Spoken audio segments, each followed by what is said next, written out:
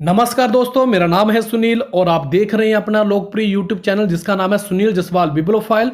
तो दोस्तों आज मैं मनोविज्ञान का टॉपिक लेके आ गया हूं। आप लोगों ने काफ़ी डिमांड की थी कि सर हमें मनोविज्ञान की वीडियो प्रोवाइड करवाई जाए। तो दोस्तों आज हम लोग मनोविज्ञान के बारे में पढ़ेंगे। इसमें मल्टीपल चॉइस क्वेश्चन होंगे और उनको भी डिटेल में एक्सप्लेन किया जाएगा। दोस्तों मनोविज्ञान का वैसे तो बहुत सारा मटेरियल है, लेकिन जो कम्पिटिटिव एग्जाम के लिए जरूरी है वो हमें बहुत कम प्रोवाइड होता है। तो मैं कोशिश करूंगा कि आपको अच्छे से मटेरियल प्रोवाइड करवाऊं और वही मटेरियल प्रोवाइड करवाऊं जो आपके एग्जाम के लिए इंपॉर्टेंट हो सकता है। तो चलिए स्टार्ट करते हैं। दोस्तों सबसे पहले हम लोग इंट्रोडक्शन देख लेते हैं कि मनोविज्ञान है क्या। दोस्तों मनोविज्ञान इसे साइकोलॉजी बोलते हैं। साइकोलॉजी ये लैटिन भाषा के दो शब्दों से मिलकर बना हुआ है, साइके और लोगस। डायग्राम में भी देख लेते हैं। दोस्तों साइकोलॉजी जो है वो दो शब्दों से बना है, साइकी और लोगस। और साइकी का मतलब होता है आत्मा और लोगस का मतलब होता है विज्ञान या फिर साइंस। अध्ययन का मतलब होता है स्टडी। तो इस प्रकार से साइकोलॉजी का मतलब हुआ आत्मा का अध्ययन करना। दोस्तों सबसे पहले साइकोलॉजी को आत्मा का अध्ययन के रूप में लिया गया है। तो इसके बारे में आगे जाके देखेंगे कि अभी मॉडर्न टाइम में साइकोलॉजी को किस तरह से लिया जाता है। दोस्तों यहाँ पे साइकी का अर्थ होता है आत्मा और लोगस का अर्थ होता है अध्ययन करना। तो इस प्रकार से हमने पढ़ा कि साइकोलॉजी का क्या मतलब हुआ, आत्मा का अध्ययन करना। दोस्तों पुराने समय में साइकोलॉजी का जो अध्ययन होता था वो फिलोसफी के रूप में ही किया जाता था, लेकिन कुछ समय के बाद इसे एक अलग सब्जेक्ट के रूप में एक्सेप्ट कर लिया गया। दोस्तों फिलोसफी से अलग होने के बाद साइकोलॉजी में बहुत सारे चेंजेस आए, और लेकिन यहाँ पे फिलोसफी जो है वो मनोविज्ञान का फादर ही है, क्योंकि साइकोलॉजी जो है, मनोविज्ञान जो है वो दर्शन शास्त्र से ही निकला है, मनोविज्ञान से फिलोसफी से ही निकला है। और इस प्रकार काफी समय तक दर्शन शास्त्र ने मनोविज्ञान को मां की तरह पाला है और काफी समय के बाद उसे इंडिपेंडेंट कर दिया गया है। दोस्तों अभी हम लोग डेफिनेशंस की तरफ चलते हैं।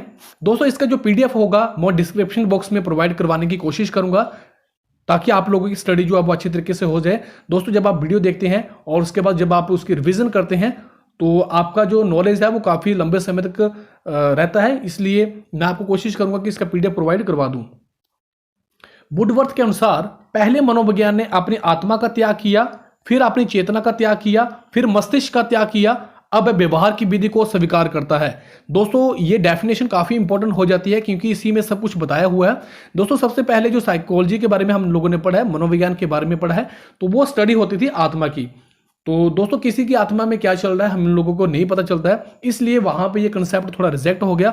इसके बाद चेतना का त्याग, चेतना का कॉन्शियसनेस जो हमारी होती है तो उसका भी उसने त्याग किया। फिर मस्तिष्क का त्याग। दोस्तों किसी के माइंड में क्या चल रहा है हम लोग नहीं जान पाते हैं, लेकिन अभी जो मॉडर्न टाइम में क्या किया जाता है, मॉडर्न टाइम में व्यवहार की विधि को स्वीकार किया गया है। दोस्तों हम लोग दूसरे इंसान के बिहेव को जानकर उसके बारे में पता कर सकते हैं कि वो किस टाइप का इंसान है, कैसे बिहेव करेगा। तो इसलिए मॉडर्न टाइम में व्यवहार को ही एक्सेप्ट किया गया है, बिहेवियर की जो स्टडी है उसे ही साइकोलॉजी के रूप में लिया गया है। चलिए स्टार्ट करते हैं। आज की हमारी फर्स्ट क्लास होगी और इसमें मल्टीपल चॉइस क्वेश्चन होंगे, उनको हम लोग डिटेल में एक्सप्लेन भी करेंगे।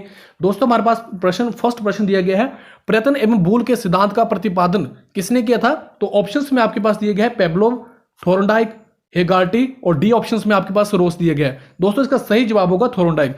और अगर आप लोगों ने टीचर के एग्जाम दिए हुए हैं तो ये प्रश्न आपको पता होगा, काफी बार पूछा जाता है और ये एचपी टैट में भी काफी बार प्रश्न पूछा गया है। तो इस प्रश्न को आप लोग ध्यान से देख लीजिएगा।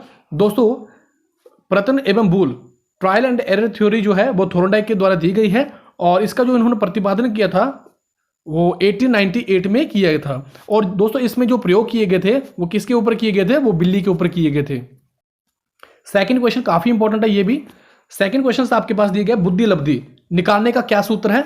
तो दोस्तों आपके पास यहाँ पे ऑप्शंस दिए गए हैं, मानसिक आयु मल्टीप्लाई वास्तविक आयु, फिर बी ऑप्शंस में आपके पास वास्तविक आयु अपॉन मानसिक आयु, सी ऑप्शंस में आपके पास मानसिक आयु अपॉन वास्तविक आयु और मल्टीप्लाई आपके पास 100 दिया गया है, वास्तविक आयु प्लस मानसिक आयु। तो दोस्तों इसका सही जवाब होगा सी, मानसिक आयु अपॉन वास्तविक आयु मल्टीप्लाई 100। अब एक्सप्लेनेशन देख लेते हैं। बुद्धि लब्धि को स्टर्न तथा कुहलमान ने 1912 को प्रतिपादित किया था, लेकिन टर्मैन ने मानसिक आयु तथा वास्तविक आयु के अनुपात में 100 को गुना करके बुद्धि लब्धि का संप्रत्य विकसित किया था। दोस्तों इसको जो फाउंड किया था, जो इसका प्रतिपादन किया था, वो स्टर्न और कोहलमान ने किया था। कब किया था? 1912 में किया था। लेकिन ये जो हम लोग देख रहे हैं IQ mental age and chronological age multiply 100, ये कंसेप्ट किसने दिया था? तो ये कंसेप्ट दिया था टर्मैन ने। तो इसे आप लोग याद रख लें, काफी इंपॉर्टेंट प्रश्न है ये भी। अब हम चलते हैं क्वेश्चन नंबर 3 की तरफ। क्वेश्चन नंबर 3 हमारे पास दिया है बुद्धि के द्विकारक सिद्धांत, टू फैक्टर थ्योरी, जो वो किसने दी है? तो इसका ऑप्शंस में है थॉर्नडाइक, बी ऑप्शन में स्पीयरमैन, सी ऑप्शन में वर्नन है और डी ऑप्शन में आपके पास स्टर्न दिया गया है। तो इसका सही जवाब होगा स्पीयरमैन। दोस्तों अगर आप लोगों ने साइकोलॉजी पढ़ा हुआ है बीएड में, तो आपको ये ऑप्शंस आप लोग क्लिक कर सकते हैं। एक्सप्लेनेशन भी देख लेते हैं। बुद्धि के द्विकारक सिद्धांत का प्रतिपादन मनोवैज्ञानिक स्पीयरमैन थे, जो कि एक अंग्रेज थे, और इन्होंने इस कंसेप्ट को 1904 में दिया था। उनके अनुसार बुद्धि जो होती है वो दो प्रकार से होती है, दो कारकों से बनी होती है। एक होती है सामान्य योग्यता कारक बुद्धि, जी फैक्टर, जनरल फैक्टर, और एक होती है स्पेसिफिक फैक्टर, विशिष्ट योग्यता कारक। तो ये प्रश्न था हमारे पास। अब हम चलते हैं क्वेश्चन नंबर 4 की तरफ। क्वेश्चन नंबर 4 हमारे पास दिया गया है डिसलेक्सिया किससे संबंधित है? तो दोस्तों ऑप्शंस में है लेखन संबंधी समस्या से, पढ़ने संबंधी समस्या से, गणितीय कौशल संबंधी समस्या से, या फिर वाक क्षमता संबंधी विकार से। तो बी ऑप्शंस में पढ़ने संबंधी समस्या से। डिसलेक्सिया जो है वो पढ़ने संबंधी समस्या से रिलेटेड है। नेक्स्ट क्वेश्चन, ये बुक काफी बार पूछी जाती है, तो आपके पास ऑप्शंस में यहाँ पे दिए गए हैं। पहले प्रश्न को पढ़ लेते हैं। द बिहेवियर ऑफ ऑर्गेनिज्म नामक पुस्तक के लेखक कौन है? तो ऑप्शंस में आपके पास पेबलप दिया गया, स्किनर दिया गया है, हल दिया गया, थॉर्नडाइक। तो इसका सही जवाब होगा बी ऑप्शंस में, जो कि स्किनर है। नेक्स्ट क्वेश्चन की तरफ चलते हैं। हम करके सीखते हैं, ये किसने कहा था? तो ए ऑप्शंस में डॉक्टर मेस, थॉकम्स, सपिंसन, कोलेसनिक। तो ए ऑप्शंस में डॉक्टर मेस है, इसका सही जवाब होगा डॉक्टर मेस। डॉक्टर मेस के द्वारा बताया गया कि हम करके ही सीखते हैं। नेक्स्ट क्वेश्चन आपके पास क्वेश्चन नंबर 7 दिया गया है। सीखना एक तरह का व्यवहार है। ए ऑप्शंस में संशोधन, बचाव, विस्तार, प्रसार। तो इसका सही जवाब होगा संशोधन। दोस्तों जब भी हम लोग कुछ सीखते हैं तो हमारे व्यवहार में, हमारे बिहेव में कुछ ना कुछ चेंज आता है, कुछ ना कुछ संशोधन होता है, कुछ ना कुछ उसमें अमेंडमेंट होता है। तो गिलफोर्ड के अनुसार ये डेफिनेशन भी इंपॉर्टेंट है। व्यवहार के कारण व्यवहार में आया कोई भी परिवर्तन अधिगम है। दोस्तों जो हमारा बिहेव होता है, उसी बिहेव से जब हमारे बिहेव में कोई चेंजेस आ जाता है, उसी को अधिगम कहते हैं, उसे ही लर्निंग कहा जाता है। क्वेश्चन नंबर 8 हमारे पास दिया गया है। विद्रोह की भावना की प्रवृत्ति निम्न में से किस अवस्था से संबंधित है? ऑप्शंस में बाल्यावस्था, शैशवावस्था, पूर्व किशोर अवस्था, मध्य किशोर अवस्था। तो सी ऑप्शंस में पूर्व किशोर अवस्था। एक्सप्लेन कर लेते हैं इसे। पूर्व किशोर अवस्था जो है वो 12 से और 14 वर्ष के बीच में रहती है। दोस्तों एडोलसेंस पीरियड से पहले की बात कर रहे हैं यहाँ पे, तो इसका पीरियड भी आप लोग याद रख सकते हैं। वो क्या है? 12 ईयर से लेकर 14 ईयर के बीच में रहती है। और दोस्तों इसमें क्या होता है कि इस एज में जब हम लोग 12 और 14 साल की एज में होते हैं, तो हम लोग चाहे वो फिजिकल लेवल पे हो या फिर मेंटल लेवल पे, हम लोग अपने आप को क्या करना चाहते हैं? हम लोग अपने आप को इंडिपेंडेंट करना चाहते हैं, आज़ाद करना चाहते हैं। लेकिन जब बच्चों के ऊपर जो किशोर अवस्था में होते हैं, पूर्व किशोर अवस्था में होते हैं, जब उनके ऊपर प्रतिबंध लगाए जाते हैं, तो फिर उनके अंदर क्या होता है? विरोध की भावना जो है वो फूट पड़ती है। तो ये था हमारे पास प्रश्न कि विरोध की भावना जो है वो कब की प्रवृत्ति किस अवस्था में होती है? तो वो होती है पूर्व किशोर अवस्था में। नेक्स्ट क्वेश्चन की तरफ चलते हैं। नेक्स्ट क्वेश्चन हमारे पास दिया गया है, पिछड़े बच्चों के लिए शैक्षणिक उपलब्धि की अवधारणा किसने दी है?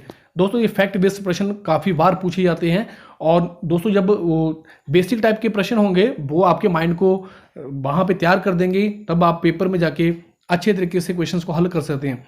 तो प्रश्न पूछा गया है कि पिछड़े बच्चों के लिए शैक्षणिक लब्धि की जो कंसेप्ट है, शैक्षिक लब्धि का जो कंसेप्ट है वो किसने दिया है? तो ए ऑप्शंस में है गार्डन, शोर्नेल, आपके पास वर्टन हॉल और सीरियल वर्ड के द्वारा। तो इसका सही जवाब होगा सीरियल वर्ड। दोस्तों पिछड़े बच्चों के लिए शैक्षणिक लब्धि की जो कंसेप्ट है वो कब दिया गया था? वो 1913 में दिया गया था। और किसने दिया था? ये सीरियल वर्ड के द्वारा दिया गया था। नेक्स्ट क्वेश्चन की तरफ चलते हैं। क्वेश्चन नंबर 10 हमारे पास दिया गया है, पियाजे के अनुसार संज्ञानात्मक विकास की द्वितीय अवस्था क्या है? कॉग्निटिव जो डेवलपमेंट है उसकी जो सेकंड स्टेज है वो क्या है पियाजे के अनुसार? तो ऑप्शंस में आपके पास दिया है ज्ञानेंद्रिय अवस्था, बी औपचारिक संक्रियता की अवस्था, सी ऑप्शंस में है पूर्व संक्रिय की अवस्था, या फिर मूर्त संक्रियता की अवस्था। तो इसका सही जवाब होगा सी ऑप्शंस में पूर्व संक्रिय की अवस्था। पियाजे के अनुसार संज्ञानात्मक विकास की 4 अवस्थाएं होती हैं, और इस अवस्था की हम लोग बात कर रहे हैं, ये कौन सी स्टेज है? ये सेकंड स्टेज है। नेक्स्ट क्वेश्चन की तरफ चलते हैं। नेक्स्ट क्वेश्चन आपके पास दिया गया है, मनोविज्ञान का की प्रथम प्रयोगशाला को किसने स्थापित किया था? तो ए ऑप्शन में डब्ल्यू वुंट के द्वारा, सिगमंड के द्वारा, पेवलोव के द्वारा, वाटसन के द्वारा। तो दोस्तों इसका सही जवाब होगा डब्ल्यू वुंट के द्वारा। दोस्तों यहां पे एक्सप्लेनेशन भी देख लेते हैं। विलियम मैक्सिमिलियन वुंट ने सन 1879 में जर्मनी की लिपजिंग विश्वविद्यालय में मनोविज्ञान की प्रथम प्रयोगशाला की स्थापना की थी। दोस्तों ये प्रश्न आप लोगों को इसकी डेट भी पता होनी चाहिए कि कब हुआ था। तो इसकी डेट है 1879 में, और कहाँ पे ये प्रयोगशाला जो थी वो किस विश्वविद्यालय में थी? वो थी लिपजिंग के द्वारा, लिपजिंग विश्वविद्यालय में। तो इस प्रश्न को आप लोग ध्यान से देख लीजिएगा। दोस्तों अगर आप लोगों को ये सीरीज पसंद आती है तो आप लोग कमेंट बॉक्स में बताएं। इसके आगे भी मैं बहुत ज़्यादा इंपॉर्टेंट प्रश्न लेके आने वाला हूं। अगर आप लोगों को लगता है कि इस सीरीज को कंटिन्यू रखा जाए, क्योंकि दोस्तों अगर आप लोगों का राय होगी, आप लोगों का कोई सजेशन होगा, तभी मैं आगे से प्रोसीड कर पाऊंगा, अदरवाइज ये यहीं पर ही स्टॉप हो जाएगी। तो चलिए स्टार्ट करते हैं नेक्स्ट क्वेश्चन। क्वेश्चन नंबर 12, जब व्यक्ति का एक परिस्थिति का अधिगम दूसरी परिस्थिति में उससे सीखने का निष्पादन को प्रभावित करता है तो उसे क्या कहते हैं? जब दोस्तों क्या होता है कि एक ऐसी स्थिति है, एक ऐसी परिस्थिति है जिसमें अधिगम दूसरी परिस्थिति में उसे सीखने का निष्पादन को प्रभावित करती है, तो उसे क्या कहते हैं, वो कैसे होता है? तो ए ऑप्शन में आपके पास चिंतन दिया गया है, स्मृति दिया गया है, अधिगम अंतरण दिया गया है, बौद्धिक विकास दिया गया है। तो इसका सही जवाब होगा सी ऑप्शन में अधिगम अंतरण। एक परिस्थिति का अधिगम दूसरी परिस्थिति में उसके सीखने के निष्पादन को प्रभावित करता है, अधिगम का अंतरण। क्वेश्चन नंबर 13, दोस्तों अभी 2 ही प्रश्न बचे हैं, 15 प्रश्न हो गए। क्वेश्चन नंबर 13, वुडवर्थ के अनुसार स्मृति का आयाम नहीं है। वुडवर्थ के अनुसार स्मृति का आयाम नहीं है। तो मेमोरी का जो आयाम नहीं है वो क्या है? धारण करना, पुनः स्मरण करना, पहचानना, या फिर तर्क करना। तो इसका सही जवाब होगा तर्क करना। स्मरण से तात्पर्य पूर्व सीखे गए विषयों या फिर पाठों को चेतना में लाने से होता है। दोस्तों जब भी हम लोग कोई चीज़ याद करते हैं तो वो हम लोग क्या करते हैं, अगर मान लो हमने किसी सब्जेक्ट में कुछ सीखा हुआ है तो हम अब वो चीज़ जो है, जैसे मान लो कोई फैक्ट हम लोगों ने याद किया है, तो उस चीज़ को हम लोग अपनी कॉन्शियसनेस में लेके आते हैं, तभी वो चीज़ें हमारे सामने आती हैं। स्मरण में 4 तरह की उपक्रियाएं होती हैं। सीखना होता है दोस्तों, जब भी हम लोग कुछ चीज़ें याद करते हैं, जैसे हम लोग कई बार बोल देते हैं कि हम लोगों को वो चीज़ें भूल गई, तो वो कैसे भूलती हैं, या फिर हम लोग कोई चीज़ें याद करते हैं तो वो कैसे करते हैं? तो सबसे पहले हम लोग क्या करते हैं, सीखते हैं। फिर अगर हम लोगों ने कोई चीज़ सीख ली है, फिर उसे हम लोग धारण करते हैं, उस चीज़ को हम लोग अपने माइंड में बिठा लेते हैं, फिर प्रत्याहन करते हैं, फिर उसकी पहचान करते हैं। तो इस तरह से आप लोगों ने ये प्रश्न देख लिया है। अब हम चलते हैं नेक्स्ट क्वेश्चन की तरफ। दोस्तों मैं उतना ही एक्सप्लेन करूंगा जितना कि आप लोगों को समझ में आ जाए। अगर मैं ऐसे ज़्यादा डिटेल में चला गया तो वीडियो काफ़ी लंबा हो जाएगा और उसका कोई फायदा भी नहीं होगा और आपको वो चीज़ें याद भी नहीं होंगी। तो क्वेश्चन नंबर 14 हमारे पास, अंतर्दृष्टि सूझ द्वारा सीखने के सिद्धांत में कोहलर ने प्रयोग किया था। ए ऑप्शंस में आपके पास कुत्ते पर, वन मानुषों पर, बिल्ली पर, चूहों पर। तो इसका सही जवाब होगा बी ऑप्शंस में वन मानुषों पर।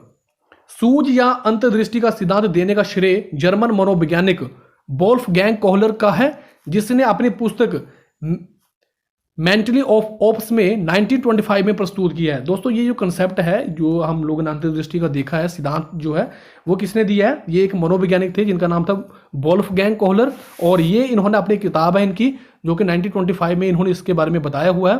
तो मेंटली ऑफ ओप्स में इन्होंने इसके बारे में बताया हुआ है। कोहलर ने सूझ के सिद्धांत का प्रयोग वन मनुष्यों पर किया था और सुल्तान नामक चिंपैंजी पर किया था। दोस्तों जो सूझ का सिद्धांत है, प्रिंसिपल है, वो वन मनुष्यों पर किया गया था, और अगर उसका नाम पूछेंगे तो उसका नाम होगा चिंपैंजी। कोहलर के अनुसार कल्पना जितनी अधिक होगी, सूझ की क्षमता का विकास भी उतना ही अधिक होगा। दोस्तों अगर आप लोगों की इमेजिनेशन जितनी ज़्यादा होगी तो आपका सूझ का, आपकी अवेयरनेस उतनी ही ज़्यादा होगी, उसकी कैपेसिटी जो है वो उतनी ही ज़्यादा होगी। तो ये यहाँ पे डेफिनेशन थी। लास्ट क्वेश्चन, आज की वीडियो का लास्ट क्वेश्चन, आधुनिक मनोविज्ञान का क्या अर्थ है? तो ए है मन का अध्ययन, आत्मा का अध्ययन, शरीर का अध्ययन, या फिर व्यवहार का अध्ययन। तो यहाँ पे अगर आप लोग देखें आत्मा का अध्ययन, तो हम लोग किसी की आत्मा के बारे में नहीं जान सकते हैं। तो ये सारे जो ऑप्शंस थे पहले अपनाए गए थे, लेकिन बाद में क्या हुआ कि जैसे जैसे मनोविज्ञान ने तरक्की की, जैसे जैसे उसका विकास हुआ, जैसे जैसे रिसर्च वर्क चला, तो लास्ट में जो उन्होंने कंसेप्ट अपनाया वो था डी, व्यवहार का अध्ययन। दोस्तों हम लोग व्यवहार, किसी के व्यवहार को जान सकते हैं। तो पिलसबरी के अनुसार मनोविज्ञान मानव व्यवहार का विज्ञान है। ये डेफिनेशन भी आपको याद रखना काफी ज्यादा जरूरी है। मनोविज्ञान में मन के साथ साथ व्यक्ति के व्यवहार का अध्ययन भी किया जाता है। दोस्तों मनोविज्ञान में क्या होता है, मन के साथ साथ उसके बिहेव का भी स्टडी किया जाता है। मन ना देखने वाली वस्तु है और ना ही महसूस की जा सकने वाली वस्तु है। इसलिए आधुनिक मनोविज्ञान ने व्यवहार के अध्ययन को ही एक्सेप्ट किया है। तो मैंने आपको पहले ही बता दिया है कि जो मॉडर्न जो साइकोलॉजी है, जो मॉडर्न जो मनोविज्ञान है, आधुनिक जो मनोविज्ञान है, वो व्यवहार के अध्ययन को ही मानता है। तो दोस्तों ये आज के प्रश्न थे। आप लोगों को ये प्रश्न कैसे लगे हैं आप अपनी राय कमेंट बॉक्स में जरूर बताएं। आप लोगों ने मुझे इतना समय दिया, आप सभी का बहुत बहुत धन्यवाद। थैंक यू वेरी मच दिल से।